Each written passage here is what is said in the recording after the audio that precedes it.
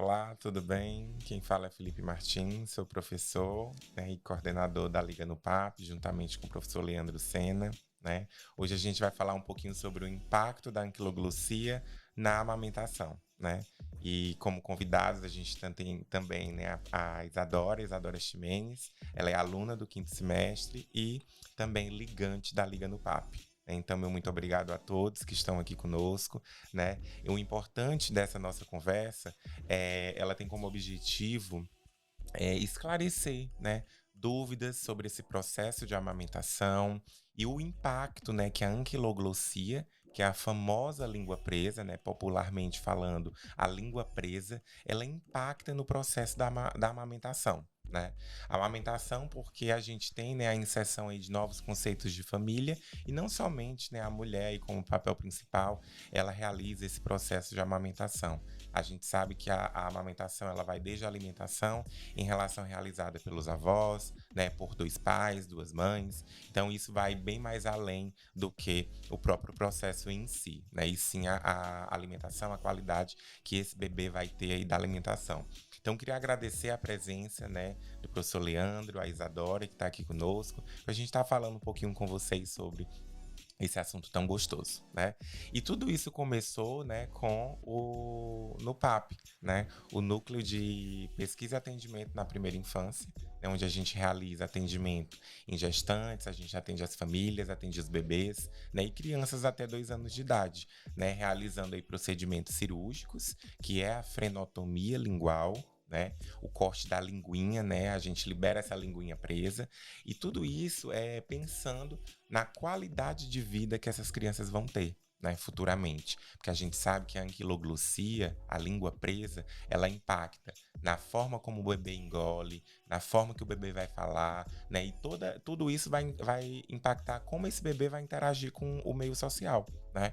Então isso é muito importante a gente pontuar. O porquê é importante a gente sempre está incentivando o aleitamento materno, a amamentação, os processos aí que cuidam aí da saúde na primeira infância, né? Então é importante a gente salientar que tudo que a gente faz ou que a gente pode estar prevenindo na primeira infância vai impactar ao longo da vida dessas crianças, né?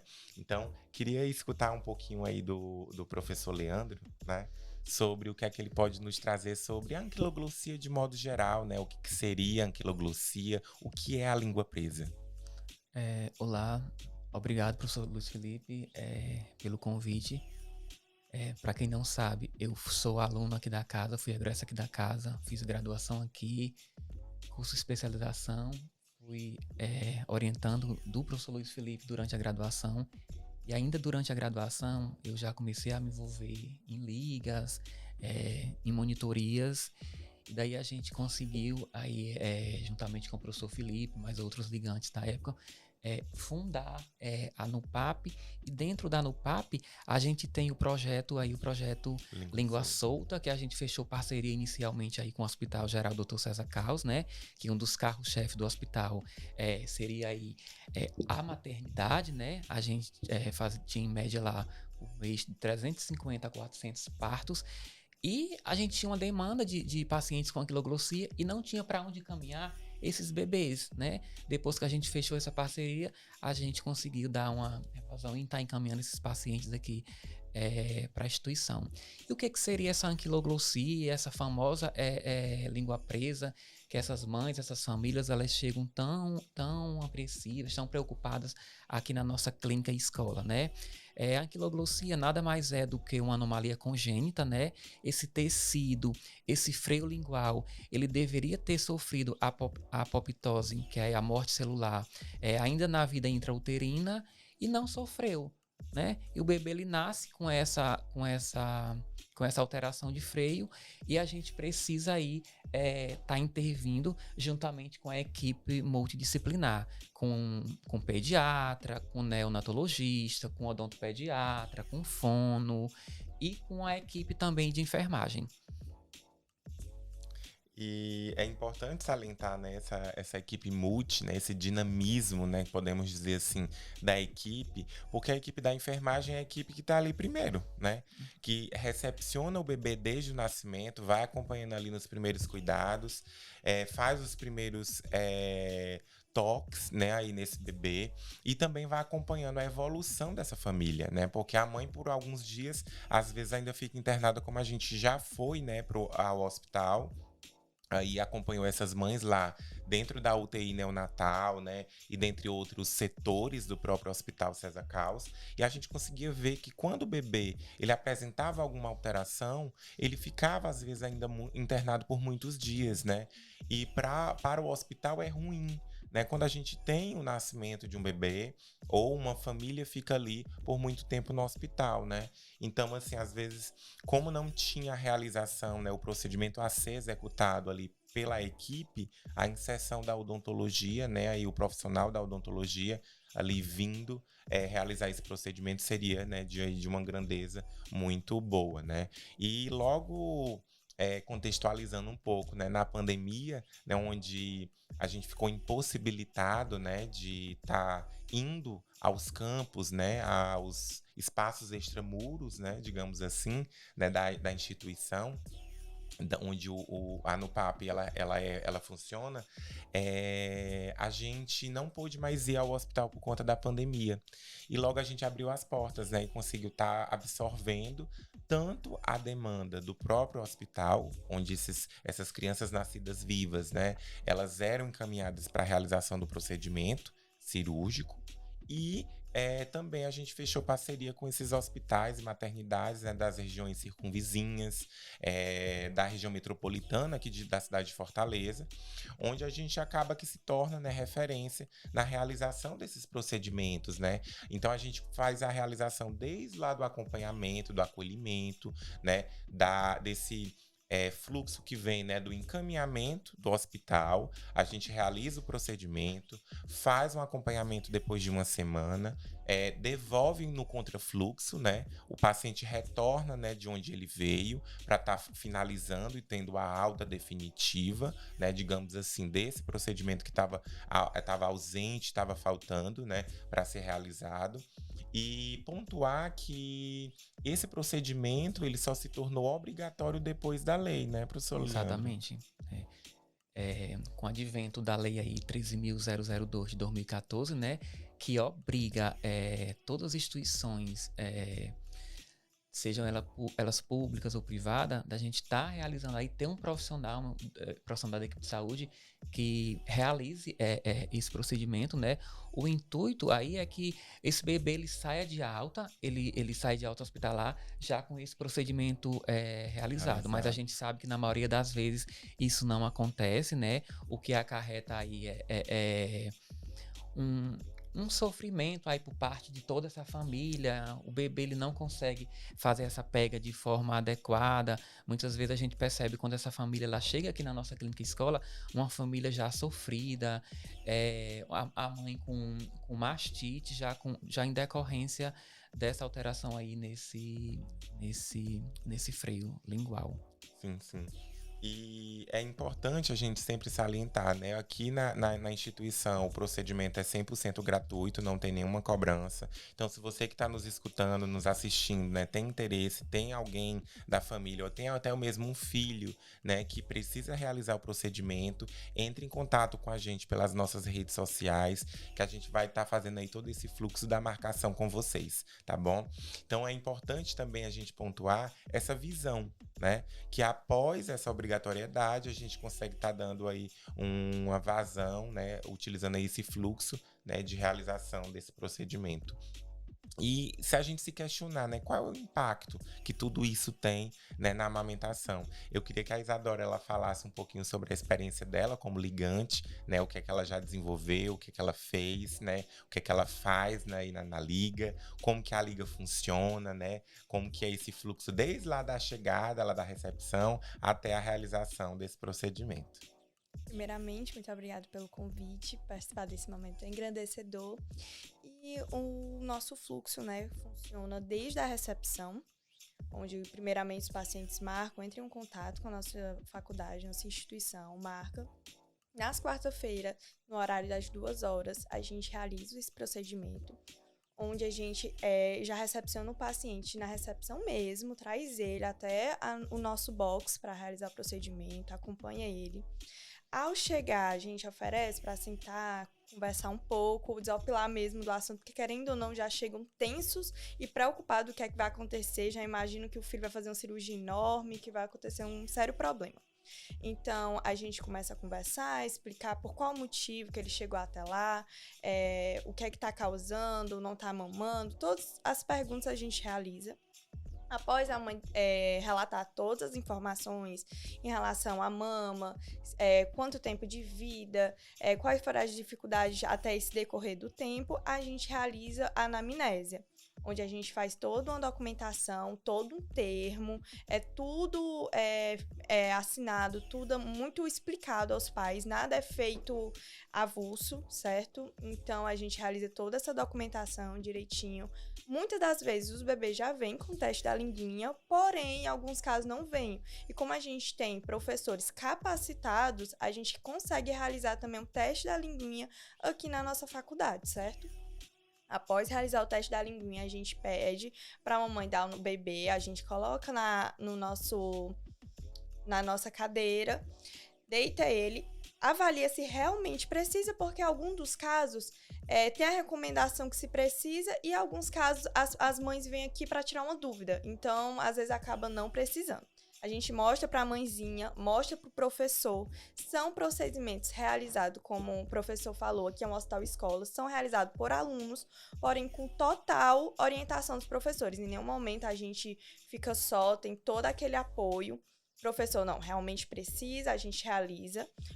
Como comentaram, a gente usa a tentacânula, que primeiramente, a gente pega uma gazezinha, com a lidocaína, a gente insere abaixo da linguinha do bebê para anestesiar. Ou seja, já começa o procedimento tranquilo daí. Não tem nada de agulha, não tem nada de um procedimento tão invasivo.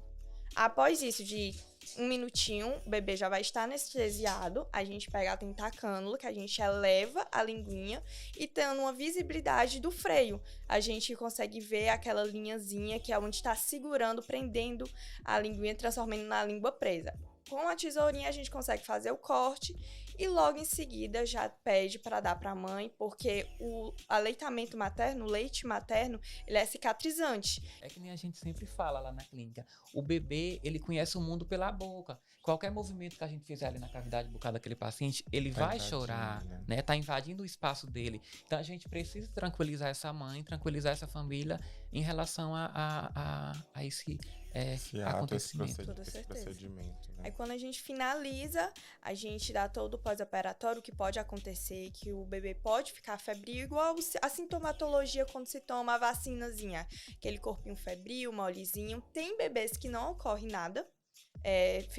Quando retornam pra gente, diz que a mãe comenta que o neném não sentiu nada, mas mesmo assim a gente recomenda, pergunta se já dá algum remédiozinho de febre, alguma coisa. Se não, a gente recomenda o Tylenol Baby, né, normalmente, uma gotinha por grama, por quilo, né.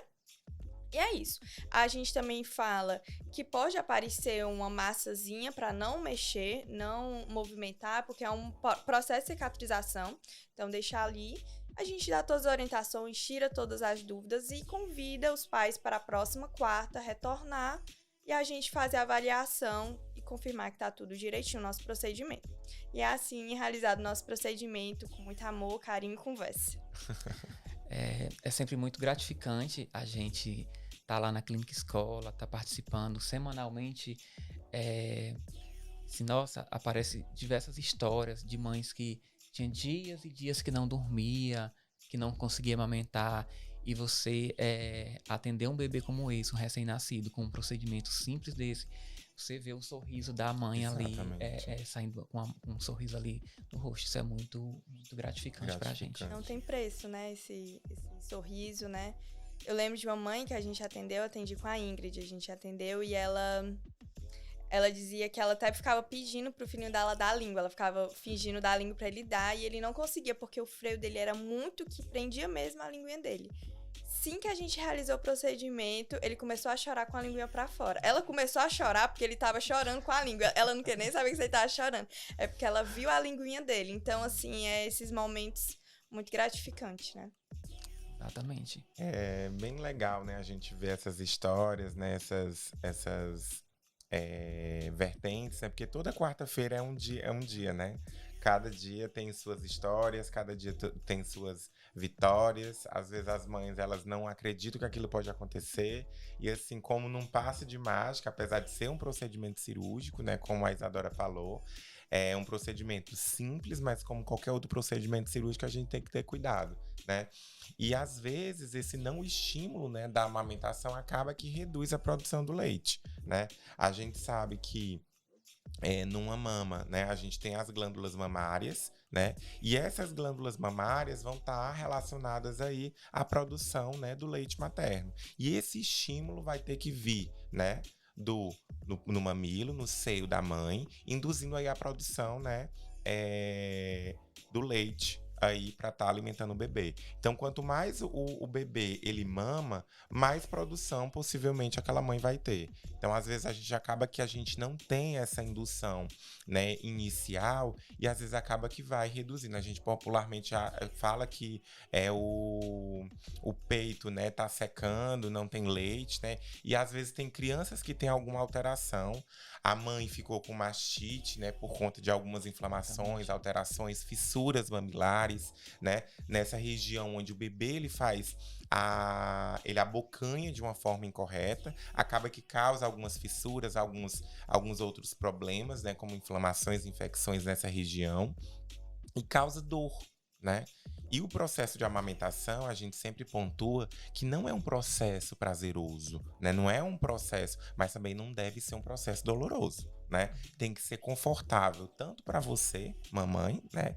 E quanto também pro bebê, né? Então isso a gente tem que ter o cuidado também de pontuar, né? Porque às vezes acaba que ultrapassa essa sensibilidade, né? E informar para a mãe que o leite materno ele tem características, tem propriedades, como a Isadora falou, né, em relação a cicatrizantes, porque tem ativos, né, no leite, onde promovem a cicatrização, tem ativos em relação a agentes de imunidade, como imunoglobulinas, além de nutrientes, gordura, né, e outros alimentos, outro composto alimentar, né, que a criança vai necessitar naquele momento. Então, sempre é importante a gente pontuar que o aleitamento materno sempre será necessário.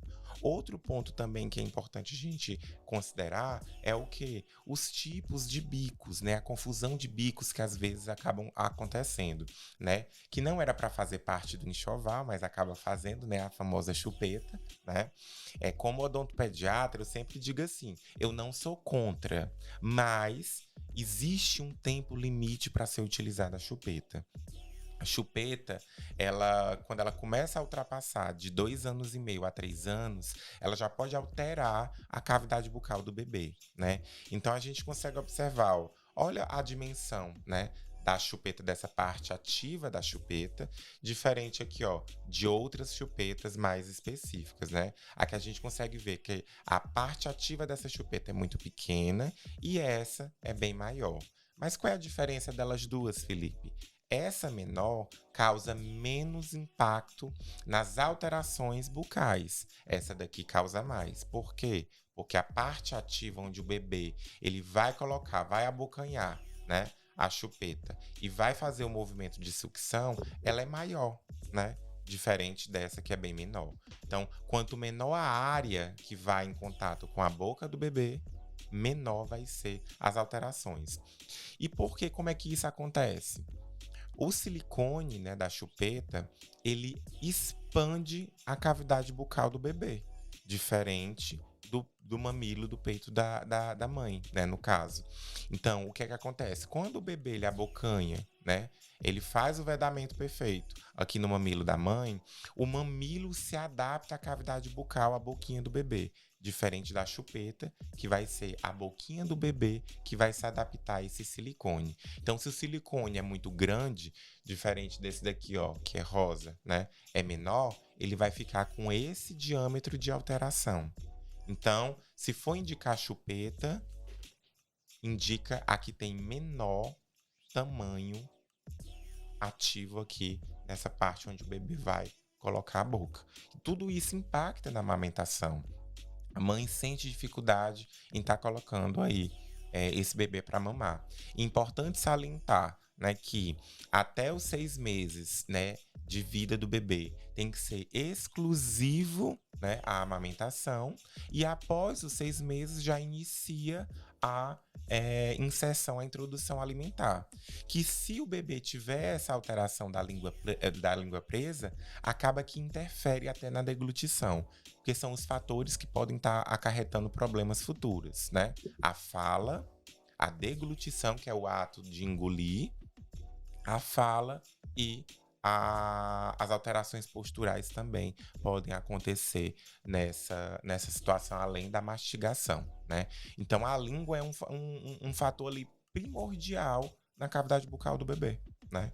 Então, é importante a gente sempre pontuar essas condições, porque a gente consegue prevenir alterações futuras, né? E para além, né, da técnica cirúrgica que a Isadora falou, existem outras técnicas, né, professor Leandro? Sim, existem outras técnicas. A gente já falou da técnica convencional aqui, que seria com a tesoura, e a tentacânula, né? A gente levanta aqui o freio, a linguinha do bebê e já incisa. A gente quer uma técnica super simples. A gente tem uma técnica com eletrocautério, que quase a gente não tem sangramento, né? A gente já incisa e já cauteriza ali no mesmo momento, não vai haver nenhum sangramento. E a gente também tem a técnica com laser, né? E isso, professor Felipe, deve ser implementado de acordo com o ambiente que eu estou atendendo. Eu estou numa instituição que tem um aparato maior, eu estou lá na estratégia da saúde da família, eu estou no centro de atenção especializada, estou no consultório particular, né? A gente sempre precisa lançar a mão e tá vendo aí qual a melhor técnica a gente utilizar, tentando diminuir aí o valor do procedimento, para que essa mãe ela consiga ter um acesso aí a um serviço de qualidade, evitando aí um desmame precoce. E lembrando que aqui na nossa instituição, na nossa clínica e escola, esses procedimentos eles são 100% gratuitos. O paciente, a mãe, a instituição que está nos encaminhando, elas não têm nenhum custo para a gente estar realizando esse procedimento. Então, para você, né, que tem alguma dúvida, quer aí passar por esse processo da marcação, da avaliação, você pode estar entrando em contato com as nossas redes sociais, ou até mesmo pelo nosso site, tá? www.faculdadepaulopicâncio.edu.br. Você pode estar entrando lá, tem um setor marcação. Ou então você pode estar entrando via Instagram, né? Nas nossas redes sociais, mídias sociais, e você pode estar entrando em contato, solicitando aí o contato da marcação, que você já vai direto para o link da marcação. Então, você informa que quer passar pela avaliação ou quer fazer o procedimento de cirurgia do bebê, né? Então, ele já vai ser encaminhado às quartas-feiras, né? Então, toda quarta-feira, de 15 em 15 dias, a gente está realizando esses procedimentos, né, aqui na instituição. Então, se você tem interesse, se você tem alguma dúvida, você pode estar entrando em contato com a gente, que a gente está aqui para melhor atendê-los, tá bom? Foi um prazer conversar com vocês. E sintam-se à vontade para entrar em contato e solicitar aí uma avaliação ou até mesmo um procedimento. Obrigado. Até mais.